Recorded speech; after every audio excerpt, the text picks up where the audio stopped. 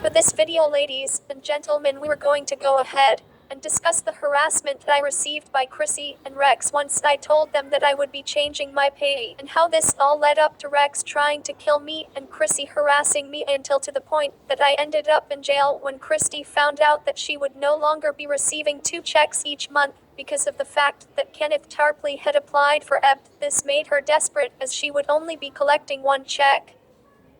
Now this was $10, 700 years, she would have to now figure out to come up with while she still owes on a house. When I informed Christy that she would no longer be collecting my check because I was changing my pay due to the fact that I had done research and found out that she had been violating my rights for quite some time, she sent Rex over to the address of 13,662 Milton Avenue. This incident I have already discussed another video. After this incident, Christy started to harass me herself. She would show up randomly unannounced. I would be in my yard and I would see her driving by with her hand out the window, holding her camera. She would be let into the property by the landlord without my permission. I would come from my room hearing a noise in the kitchen. I'll find Christy in the kitchen with her camera on recording inside of my kitchen. I asked her what she was doing while she was recording, and she pointed her camera to the floor and denied that she was recording. This is a problem because due to the contract which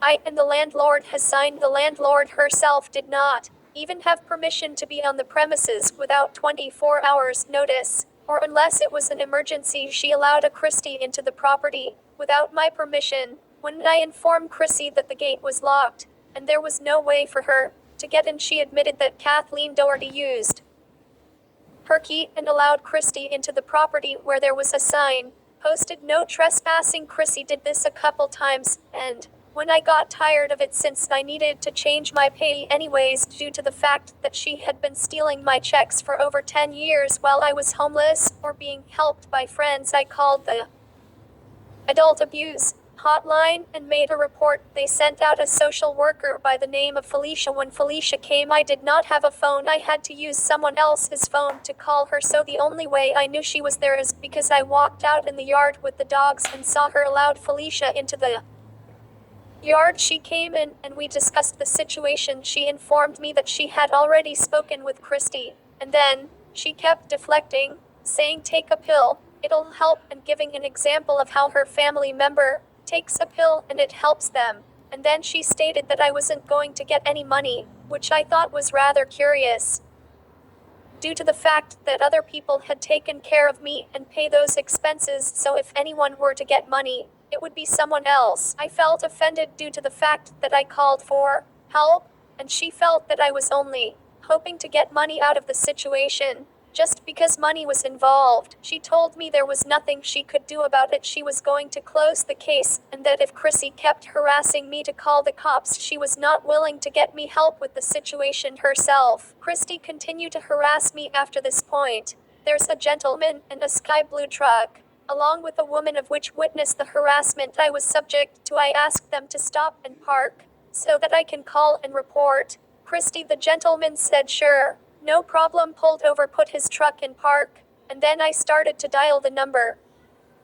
And as I started to dial, Christy started speaking to the man, telling him that I am disabled, mentally ill, that I don't need help to go about his day. The man looked at me strangely, then looked back at Christy, start his car back up, putting into drive, and drove away. This man lives on the street where this went down.